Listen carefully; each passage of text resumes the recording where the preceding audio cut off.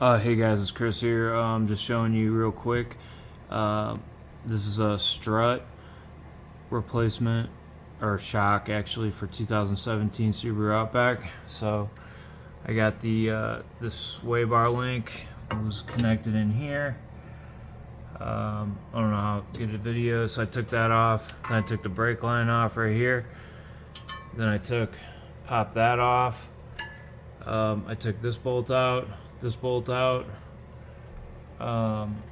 There's one, two, and then I'm going to take it out. I mean, so far it's been pretty easy, but this right here, this was really hard. You have to put a, I don't know if you can see that, it's like a 6 hex screw in there, and then I used one of these ratchets, you know, where you can, it's got like the, I don't know what they're called, but that took a while. That took probably like 10 minutes, but a lot of it was just because of where it was. So I'm working on this right now.